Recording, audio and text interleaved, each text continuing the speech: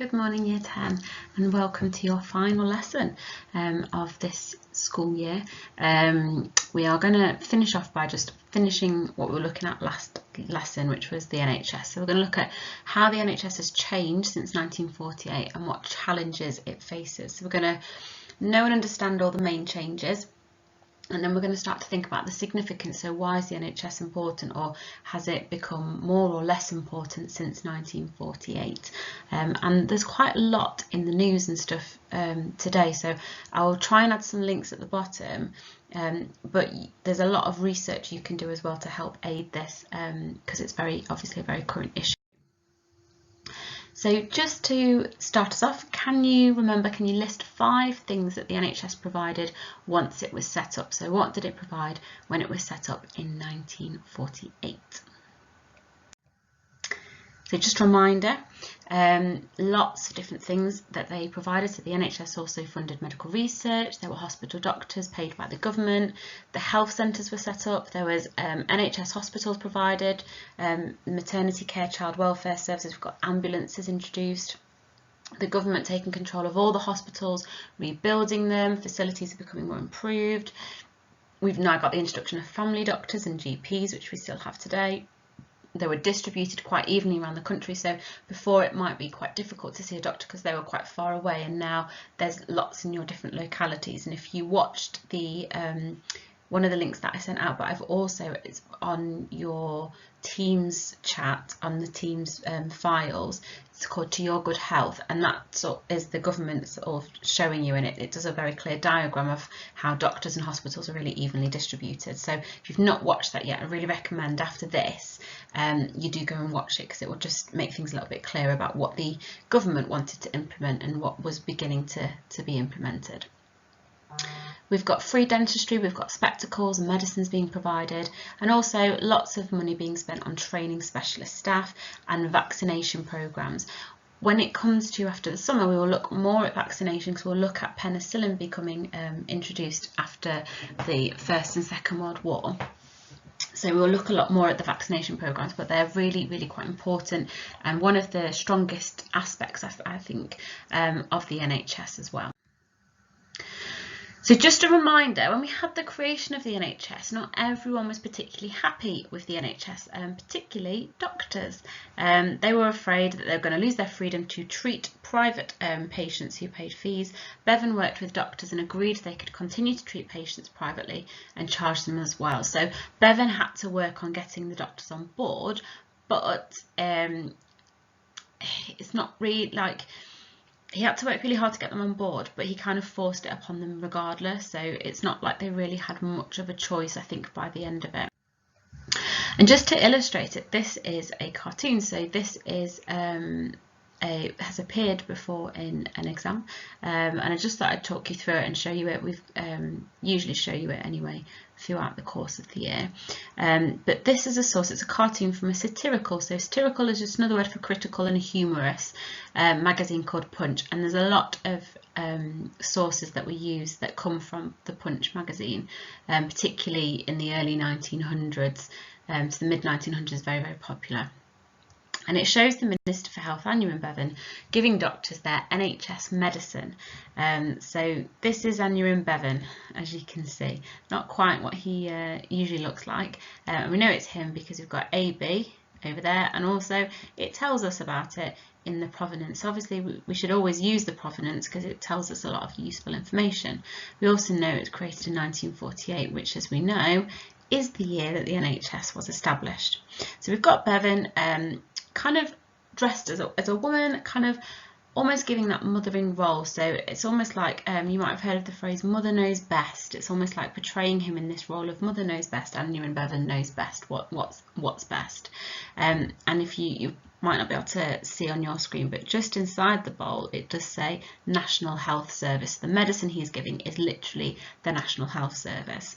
And if we look at these men who are all lining up coming in, they don't look particularly happy, do they? They're quite reluctant. They don't want to accept it. It's almost like they're being force-fed this NHS, force-fed the medicine of the NHS.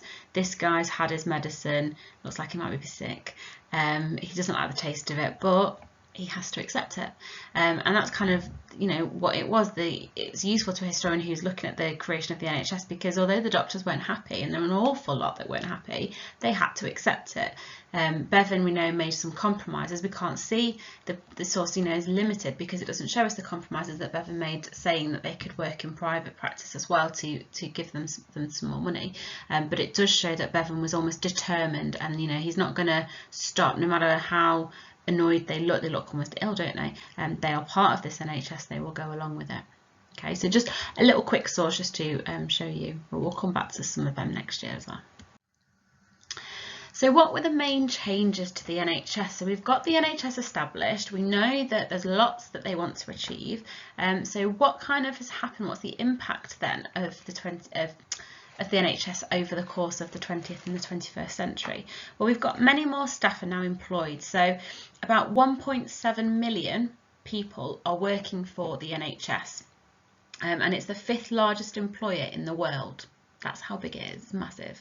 And it reflects how demands have also increased, because there's 10 times as many doctors as there were initially in 1948. So the number of doctors have increased. I'll try and do some notes. This is going to be quite difficult. You might just have to keep replaying me talking, which I apologise for. But we've got 10 times the amount of doctors since 1948. Okay, we've also got 3 times, it's trebled, so that's 3 times, isn't it? 3 times the number of nurses since 1948 as well. Okay, so it's really growing, a lot more staff are employed, and it's really quite important, their roles, because there's a lot of roles now that are a lot more specialised. Before, a lot of the professions and some of the nursing options weren't particularly degree level profession, but they are now. And the NHS usually, I know there's a lot of changes, but do provide fee covering for NHS staff to get them to work for them, because they are such a huge and vast employer and always on the lookout for more. We've also got the costs. It's costing the country a lot more money, and I'm going to show you some newspaper headlines a little bit further on in the lesson, but you may be aware of the amount of money that the NHS is costing, and how it's been in the news for quite a while now, quite a few years, about the cost of the NHS, because obviously the government has invested more and more money into it. When they first started, a lot of the hospitals were out of date, because if you remember, when we've looked at hospitals in the medieval period, it was the monasteries, it was the church that was looking after people, and that kind of, the church kind of and charities from then on have been looking after people and looking after these hospitals. The government has now got them, and actually a lot of them are not really in great condition, and it's having to rebuild an awful lot of them to meet modern standards and also to meet demand. So in 2018, I'm going off like a few years ago because it's a little bit easier than current, about 30 pence in every pound spent by the government was on public services that went to the NHS. So for every pound they spent on public services, 30 pence of that went to the NHS. Okay, so it's spending an awful lot. The amount spent on public health is now 12 times more than when the NHS started. Okay, so the cost, the demands are 12 times more. I missed my whiteboard. Than 1948. I'm so sorry. I might buy a whiteboard and practice so I'm perfect come August. So 12 times more than 1948 we're spending on it. So in 1948, the NHS was spending 12.9 billion, but now it's 149.2. So I'm going to put it here. So we did originally spend 12.9 billion, but it's now 149. Sorry, 149 billion, which is astronomical, isn't it? Can't even imagine what that would even look like if we looked at money. So 149 billion.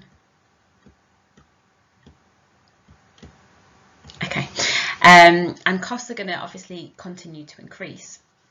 We've also got some patients now being charged for NHS services. So originally, all the NHS services were free, and it was really, you know, we're going to provide free healthcare, free prescriptions, etc. But unfortunately, it costs an awful lot, and the government really struggles to keep up with it. And even by 1952, so only 4 years after it had been set up, the government really struggled, and we started to introduce prescription charges. Now, that's not everyone. Hoping you understand that. Not everyone got introduced prescription charges. It was, you know, today, children, you guys, you wouldn't get charged. If you get certain health things, you won't get charged a prescription. But otherwise, myself, I pay taxes. I pay for my prescription. If I get a prescription, I have to pay, I think it's nearly £8 now, or it's just over it, £8.50. So some patients are now having to charge. And Andrew Bevan, obviously the founder of the NHS, when this was introduced in 1952, he actually resigned in protest because he was so angry. He wanted to provide this free healthcare system. He knew that there's a lot of people that were using the NHS that didn't have the right money. They couldn't afford their prescription charges. And so because that had happened, he actually resigned.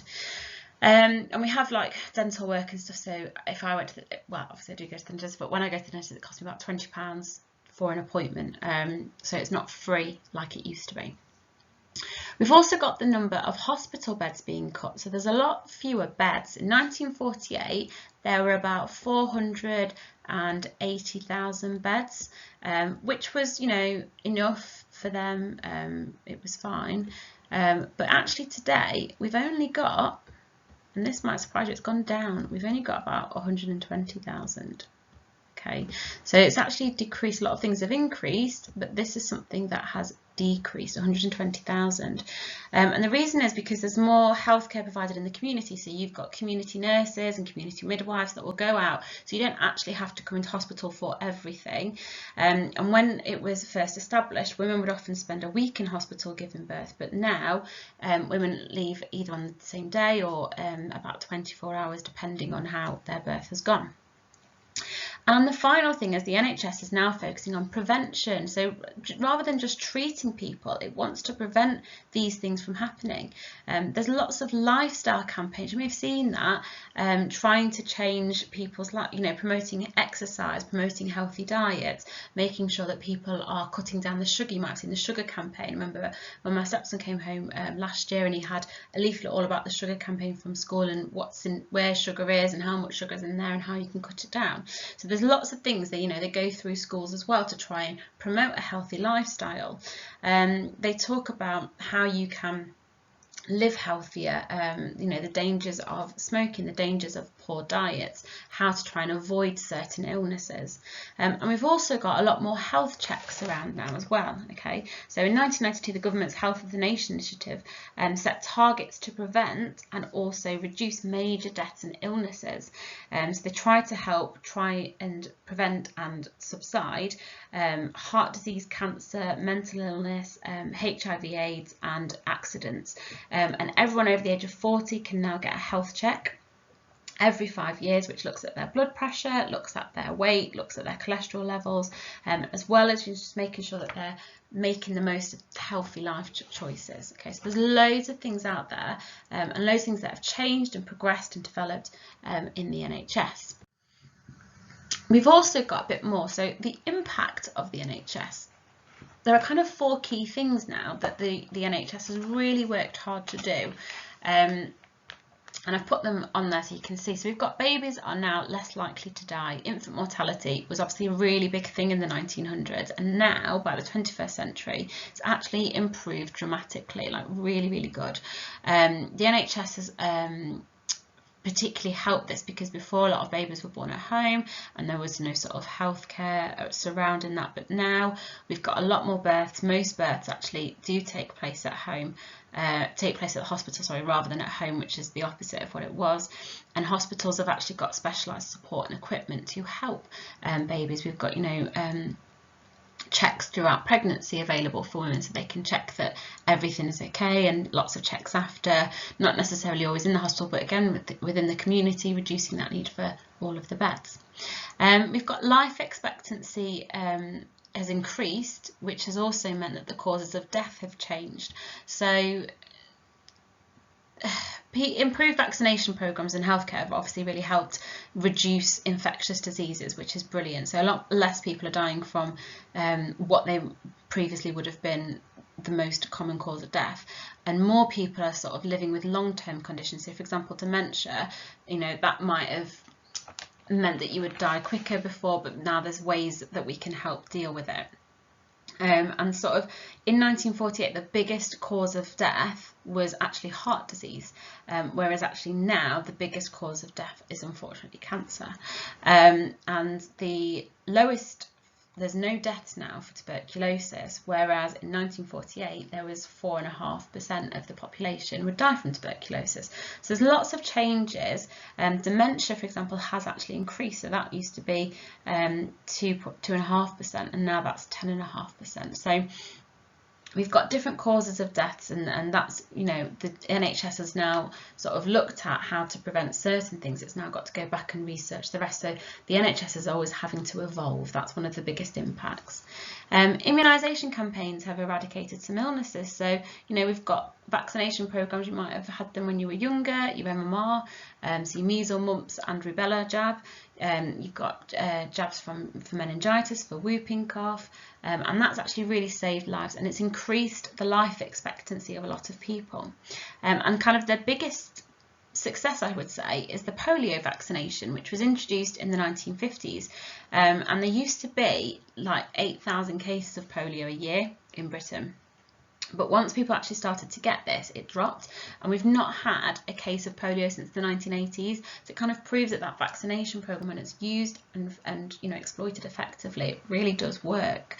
And the final thing that's impacted on the NHS is life expectancy, which is good. Like, it's great that people can live longer, but that's also a little bit of a challenge that the NHS now has to face, because it's got challenges of trying to reduce other new causes of death, but it's also got the challenge of an ageing population.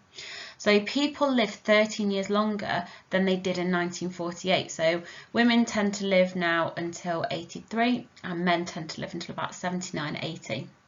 And before, men were living till 65 and women were living till 70. So it's a big change. And because they've got better access to healthcare, that's obviously one of the reasons why they can obviously help and live a lot longer. But also, there's another thing, is that they've also got cleaner access to water, and we've got the construction of sewers. If you remember in the early 1900s, you know, all that cholera outbreak, there was no clean water. People didn't really understand, but now we've got those connections of what is disease and how to prevent disease. We've got cleaner water, we've got better housing, we've got construction of sewers. All of these actually are helping improve people's lives. It's not just the NHS, there are other external factors as well. So it's important to remember those. So if we look at the NHS today, the main challenges really that the NHS is facing is we've got this ageing population, so we've got a lot of elderly people, and that's actually been really difficult over the last few months. I know in our family we've lost a couple of members from the family who were part of that ageing population, and you know, we've got a lot more people in care homes, and relying on support from there. We've also got, as well as an ageing population, a growing population, okay? A lot more people within the UK particularly. We've got evolving healthcare needs, okay? We've got an increase of cases of obesity and diabetes and antibiotic resistance, and we'll come to antibiotic resistance and we'll look at that in a bit more detail. It's one of our first lessons back after the summer holidays. We've got medical advancements that are saving lots of lives, but obviously that's pushing up the price of the NHS every year. We've got local services starting to become closed, and we've got more centralised. So whereas the NHS originally was accessible for people in lots of different areas, that's now not so much the case, which makes it difficult. And we've got a lot of reliance on privatised services to help. And I've just pulled up, these are just pulled up of what kind of has been the NHS in the news. You know, we've had Boris recently talking about the NHS saving my life, having lots of respect for them. We've had the NHS clap, haven't we? Thursdays, you might have been out there with your family clapping. You may have had, we had saucepans and spoons a few times. In our area, we actually had fireworks on a Thursday. don't know where they came from, but we've had a lot of appreciation, haven't we, for the NHS, whereas before it maybe perhaps wasn't as well appreciated. But we know that money is one of the biggest crises that the NHS is facing. Household tax must rise by £2,000 to fix the NHS crisis. Our NHS is dying. Nurses and doctors are quitting. We don't have enough beds for our patients. Help our heroes. We're calling them NHS heroes, and now we've got to look at how we can help them. So there's still a lot of challenges that the NHS is still facing today. So what I want you to do is have a go, pause the video and have a go at these 3 questions. So explain 2 ways that the NHS has changed since 1948, such as prescription charges, that kind of thing. Explain 2 challenges that the NHS is facing today. And can you explain 2 ways the NHS has helped to improve life expectancy in Britain since World War II? So how has it helped people to live longer? Okay, so have a go at them for me, please. And to help us think about this a bit more, if you remember, I did the Liberals opening the door, so we did opens, didn't we, to public health improvements. Well, there's another one here, and this is the National Health Service turned a corner for the people's health in Britain. So we've got training and research, we've got universal medicine for all, we've got resources and equipment, new hospitals and health centres, education, health campaigns, and doctors and GPs available for all. So this is really good for revision. So you can, use this as a revision aid, and as you are using that, is actually go back through and complete and explain each of those phrases. So what actually does it mean? So explain what we mean by training and research, explain new hospitals and health centres. Okay, so have a go at writing this down so you've got this, because this is really, really important. You'll notice this is your facts in your facts book. So how successful is the NHS? Another question. Okay, so how successful do you think it is? I want you to just have a go at answering this question, please. So in my opinion, the NHS has been largely successful or unsuccessful, and I think this because, and give me some evidence. Okay, so tell me why you think this. Use the evidence that we've had from this lesson and last lesson, but there must be evidence. Oh my gosh, I'm so sorry. Evidence in your answer, please. Think about maybe the long term and short term. Think about maybe the NHS significance. So why is it so important? Why was it more important then than it is today? Is it more important now? If so, why? Explain. Just, get it all out there on your paper. Hopefully you've done that. Excellent, well done. We've now got our final quiz of this academic year, as you are year 10 and you will now be year 11. So have a go at answering these questions, 5 questions. So how much is spent on health compared to 1948?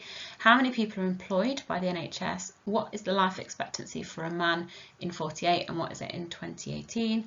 To give me 2 impacts of the NHS, and can you just complete the turned, please? So what do those phrases stand for? So pause, have a go, and we'll see if you get them right. So 12 times more is spent on the health, and I've put the clear examples. 1.7 million roughly are employed by the NHS. Obviously it's always changing. In 1948 it was 65.9 years or 75.9 years in 2018.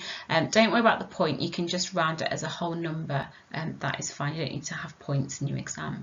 I just put it on there and didn't really think.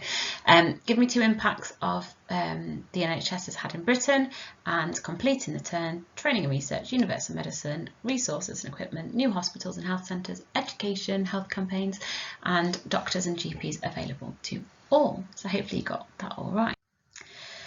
So unfortunately, this is our last lesson, and I'm afraid I won't see you now until our new year at the end of August. So I just wanted to say have a lovely, safe summer. Please don't worry, have a break. If you've been working really hard, that's great, but have a break, recharge, ready to come at it in or end of August, September. For medicine, all we've got left now, just so you know, is we've got antibiotics and resistance. So we're going to look at discovery of penicillin and also 20th century surgery. So just look at World War I and II and modern day, how has surgery changed? It won't take very long, and then that's medicine all done. So we'll do a revision of it all as well. But any questions, email me, contact me on Teams. If you have any questions in the summer, it's fine, I'll be checking my emails anyway. But stay safe, enjoy your time, and I can't wait to see you all in a classroom with an actual board and pen where I can write better. Okay, take care everyone. Bye bye.